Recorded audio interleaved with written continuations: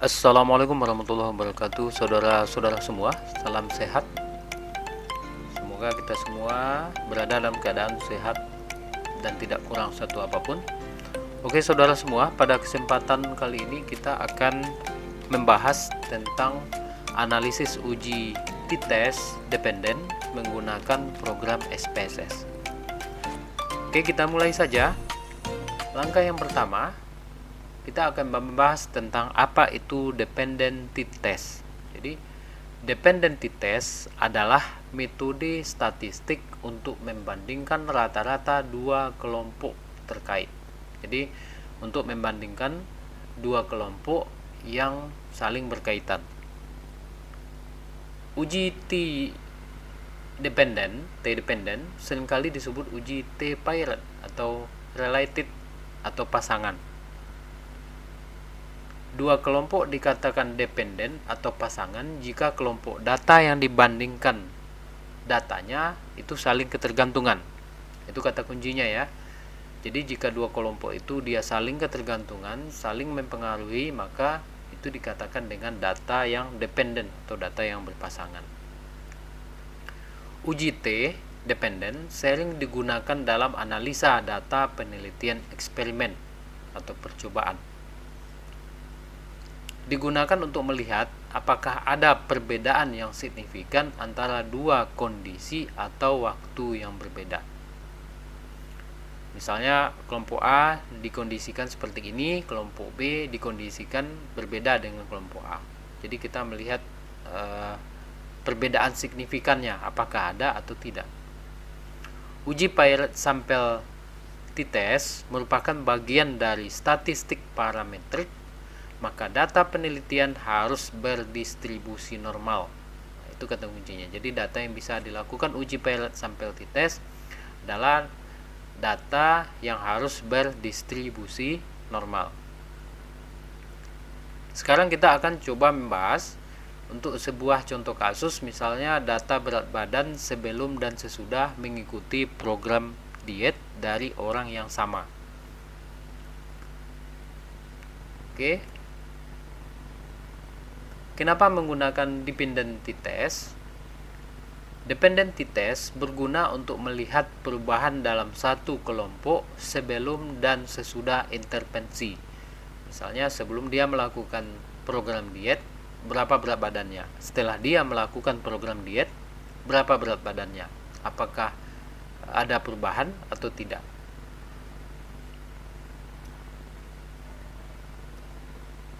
Contoh kasus, ini misalnya kita akan melihat perbedaan signifikan dalam berat badan sebelum dan sesudah mengikuti program diet, di mana data berat badan sebelum dan sesudah program diet akan digunakan dalam menganalisa data. Data sebelum dan sesudah mengikuti program diet.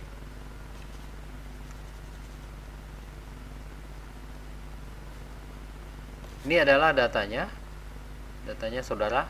Data yang akan kita olah ini. Kemudian langkah-langkah dependency testnya yang perlu kita persiapkan. Yang pertama, mengumpulkan data yang sesuai. Yang kedua, memasukkan data ke dalam SPSS. Setelah datanya ada, kemudian kita input ke dalam SPSS. Kemudian menjalankan dependency testnya sesuai analisa, kemudian menganalisis hasil yang diperoleh. Setelah hasilnya keluar, kemudian perlu kita analisa datanya. Ini adalah langkah untuk menganalisa data. Langkah-langkahnya adalah analyze, kemudian compare mean, kemudian paired sample t-test.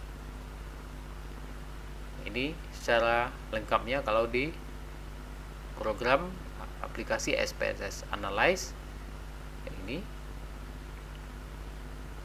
Kemudian ini Analyze, kemudian kita pilih compare mean, kemudian kita ambil di sini paired sample t-test. Oke. Sebelumnya kita akan menginput data terlebih dahulu pada SPSS. Ini datanya sudah kita siapkan. data berat badan sebelum dan sesudah melakukan program diet. Jumlah datanya ada sebanyak 30 data. Oke, di sini langkah-langkah pertama yang perlu kita lakukan adalah membuat variabel view-nya. Seperti biasa kita akan membuat variabel view-nya. Kita klik variabel view, kemudian kita tulis saja di sini pre, kemudian kita tulis di sini post. Ini numerik, kemudian ini kita nolkan saja. Ini tulis keterangannya berat badan sebelum diet, ini berat badan sesudah diet. Oke, kemudian pada data view sudah muncul saudara semua. Seperti biasa kita copy saja. Ini data sebelum diet, kita copy,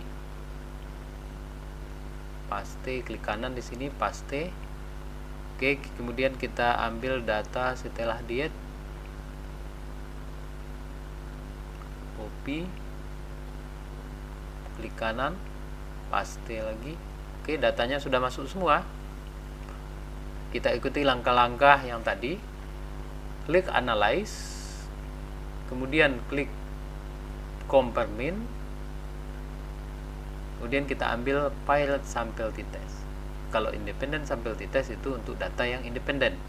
Kalau datanya dependent atau berpasangan, kita ambil di paired sample t-test. Kemudian setelah muncul tampilan seperti ini, kita pindahkan berat badan ke variabel 1. Kemudian berat badan yang kedua kita pindahkan ke variabel 2. Setelah kita pindahkan semua variabelnya, kemudian kita klik OK. Ini adalah hasil dari pengolahan data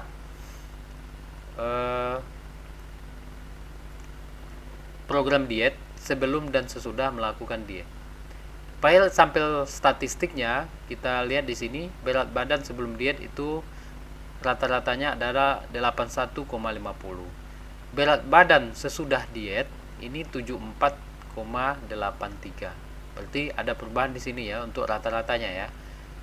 Kemudian perlu kita cek di sini jumlah respondennya apakah 30. Oke, sudah 30 berarti data kita valid, tidak ada kurang dan tidak ada berlebih.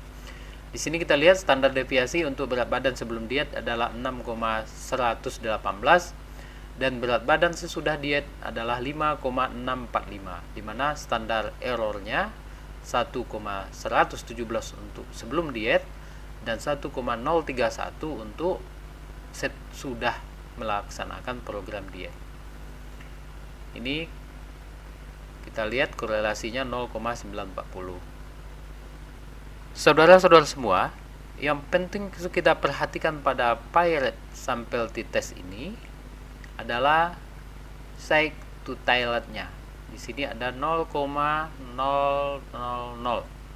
seperti itu. Apa di sini kita akan melihat apakah dia berpengaruh secara signifikan atau tidak sebelum melaksanakan program diet dan sudah melaksanakan program diet. Untuk interpretasi hasil bisa kita lihat di sini saudara semua. Untuk variabel berat badan sebelum melaksanakan diet ini adalah interpretasi hasilnya. Nah, ini dia. Jadi perlu saudara bikin lagi tabel sesudah keluar hasil pengolahan datanya. Saudara bikin tabel lagi kemudian seperti ini, kemudian saudara pindahkan data-data yang ini, data-data yang ini, tabel yang dua ini ke dalam tabel interpretasi data seperti ini, disesuaikan. Kemudian saudara bikin deskripsi data atau penjelasannya, narasinya seperti apa. Jadi narasinya adalah rata-rata berat badan pada pengukuran pertama adalah 81,50 kg dengan standar deviasi adalah 6,15. Ini dia.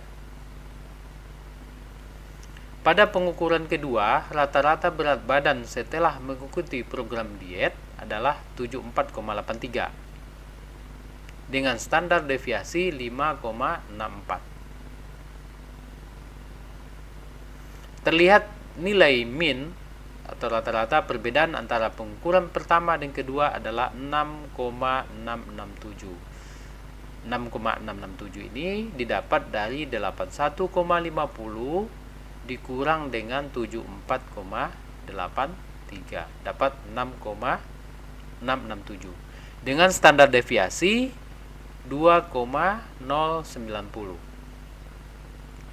2,90 ini didapat dari, jadi dapatnya dari sini, dari tabel yang ini. Kemudian kita lanjut. Hasil uji statistik didapatkan nilai 0,000. Itu yang ini. Berarti ini yang di awal disampaikan tadi. Dengan yang perlu kita perhatikan adalah side to tailnya adalah 0,000. Berarti sudah kita pindahkan ke sini v-value-nya, dimana dapat disimpulkan ada perbedaan yang signifikan antara berat badan pengukuran pertama dengan berat badan yang kedua. Berarti dia ada perbedaan. Kata kuncinya di sini adalah yang dulu pernah disampaikan, bahwa jika hasil analisa v-value-nya kurang dari 0,05, maka terdapat perbedaan yang signifikan antara dua kelompok. Tapi jika v-value-nya besar dari 0,05, maka tidak terdapat perbedaan yang signifikan.